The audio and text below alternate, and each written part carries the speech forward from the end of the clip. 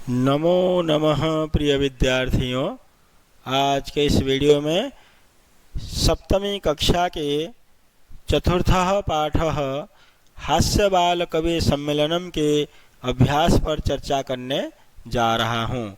तो आइए देखते हैं चतुर्थ पाठः अभ्यास। प्रथम प्रश्न, उच्चारणम कुरुत। उच्चारणम कुरुत अर्थात उच्चारण कीजिए। यहाँ जो शब्द दिए हुए हैं इन सभी शब्दों को उच्चारण करने के लिए कह रहा है।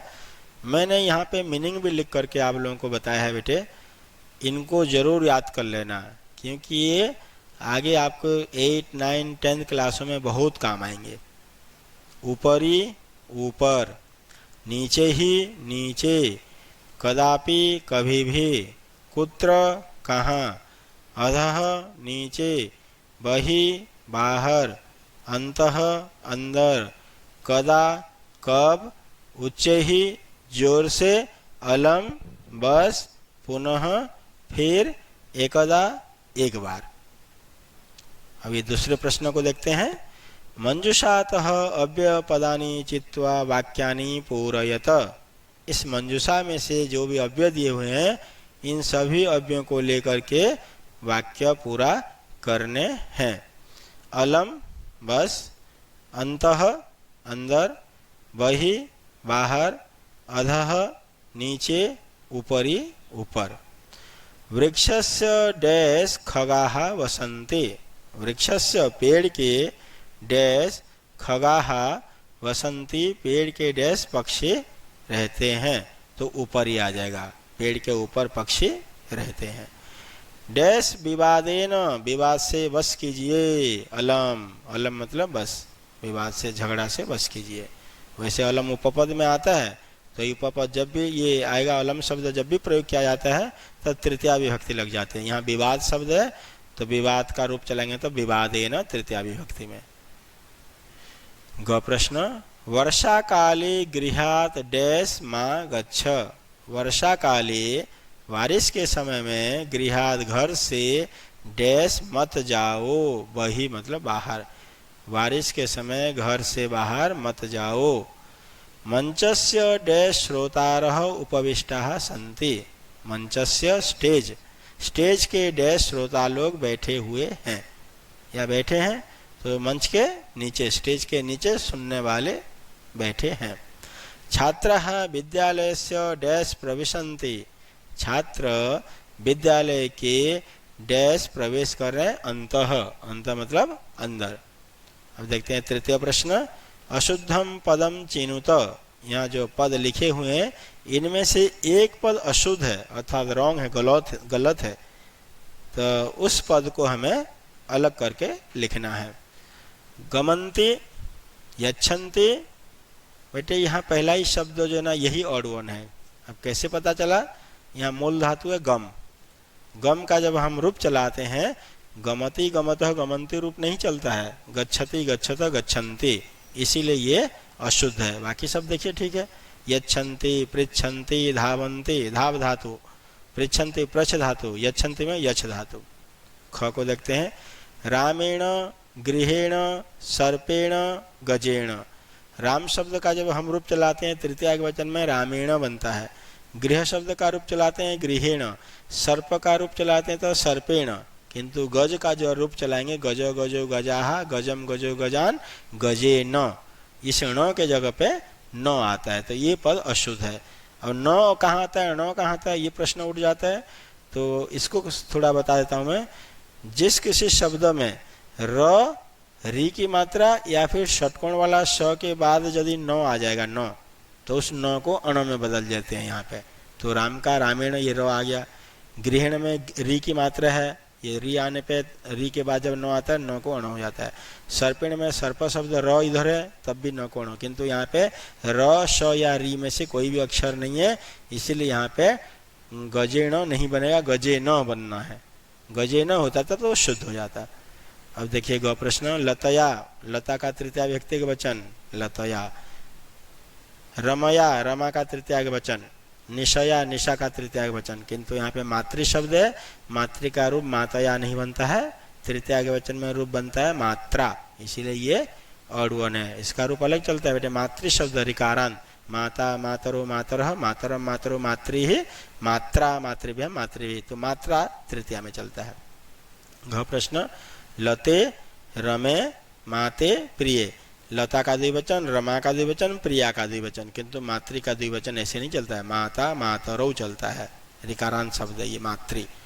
ग वाला, लिखति लिख धातु लट लकार, गर्जति गर्ज धातु लट लकार, फलति फल धातु लट लकार, किंतु यहाँ पे सेव धातु में सेवती रूप नहीं चलता है। कैसे चलता है? सेवते, सेवते, सेवेते, सेवंते। तो धातु तीन प्रकार के होते हैं, परस्मैपदी, आत्मनेपदी और उभयपदी।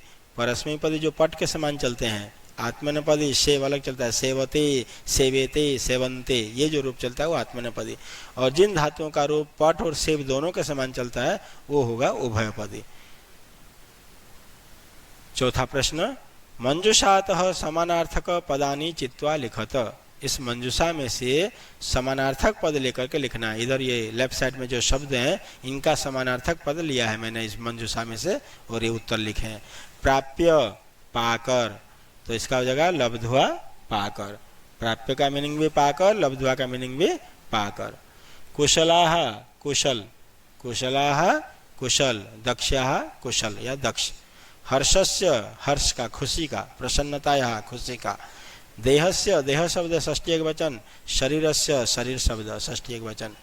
देहस्य देह का, शरीर का। वैद्य मतलब चिकित्सक, डॉक्टर, चिकित्सक में जाएगा इसका समानार्थक पद।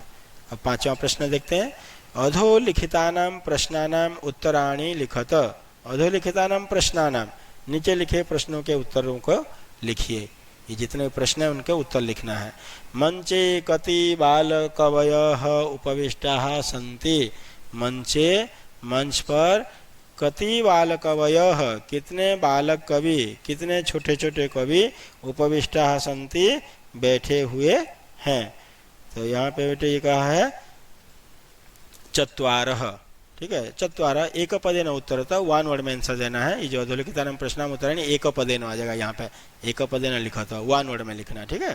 तो चत्वारः, चार बैठे थे। ख क्वेश्चन, के कोलाहलम कुर्वन्ति, कौन शोरगुल कर रहे हैं या कौन कोलाहल कर रहे हैं। सुनने वाले, श्रोतारः।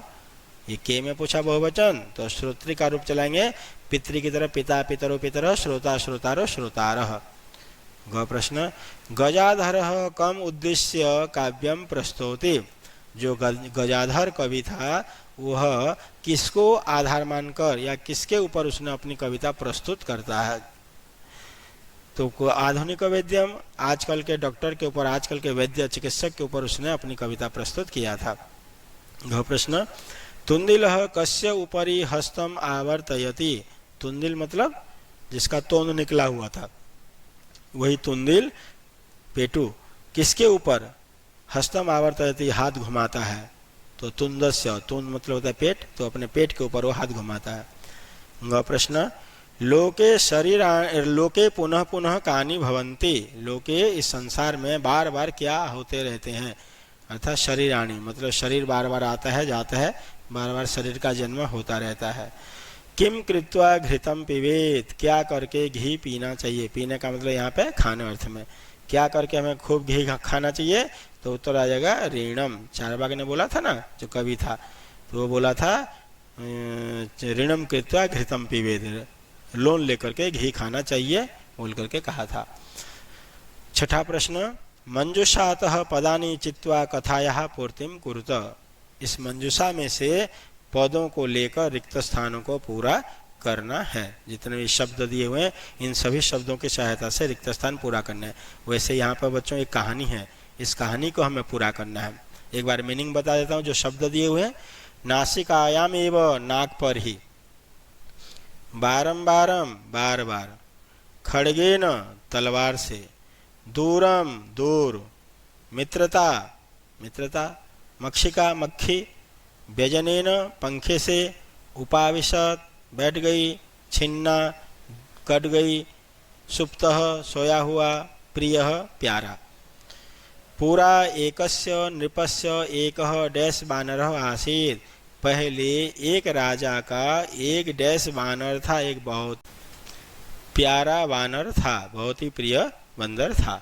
एकदा नृपः डैश आसीत, एकदा एक बार नृपः राजा डैश था, एक बार राजा सुप्त आसीत सोया हुआ था।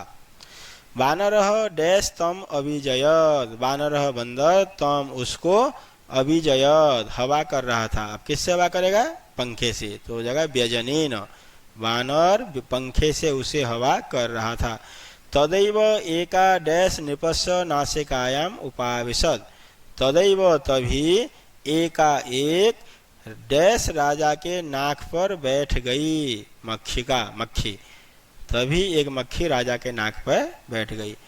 यद्यपि वानरः, यदि भी बंदर, डैश व्यजनेन ताम निवारयति स्म, पंखे से उसको हटा रहा था। यदि भी बंदर बार बार पंखे से उसे हटा रहा था, फिर भी वह बार बार राजा के डैश बैठ जाता था, राजा के नासिकायाम एवं नाक पर ही बैठ जाती थी, फिर भी वह मक्खी राजा के नाक पे बैठ जाती थी। अंत में वह मक्षिकाम हंतुम, अंत में उस बंदर ने मक्खी को मारने के लिए डैश प्रहारम अकरो, डैश प्रहार किया। खड़गे न प्रहारम अकरो, तलवार से प्रहार किया। मक्षिका तो उड्डीय डैश गता, मक्खी तो उड़कर डैश गई, दूरम गता, दूर चली गई। किंतु खड्ग प्रहारेण, तलवार के प्रहार से नृपस्य नासिका, राजा की नाक डैश हो गई, छिन्ना हो गई, मतलब कट गई। राजा की नाक छिन्ना हो गई, कट गई, क्षत विक्षत हो गई। अतएव उच्यते, इसलिए कहा गया है, अतएव उच्यते, इसलिए कहा गया है, मूर्ख जने ही सह, मूर्ख लोगों के साथ डैश न उचिता, डैश उचित नहीं होती। नोचिता, न प्लस उचिता, गुण संधि अ के बाद वो आ गया था, दोनों मिलकर के ओ, तो इसीलिए कहा गया मूर्ख लोगों के साथ मित्रता अच्छी नहीं होती। 7वां प्रश्न, विलोम पदानि योजयत, विलोम पदों को जोड़िए। तो यहाँ पे मैंने जोड़ करके बता दिया है। अधः मतलब नीचे, उसका ऊपर उल्टा हो जाएगा ऊपरी। अंतः अंदर, बही बाहर।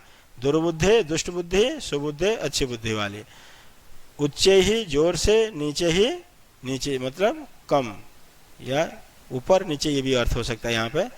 दुर्लभम जो दुर्लभ है, और उसका सुलभम हो जाएगा, दुर्लभम सुलभम। तो प्यारे बच्चों, यदि मेरा ये वीडियो आप सबको पसंद आया, इसे लाइक कीजिए, शेयर कीजिए और मेरे चैनल को सब्सक्राइब जरूर कीजिए। थैंक यू, धन्यवाद, नमो नमः।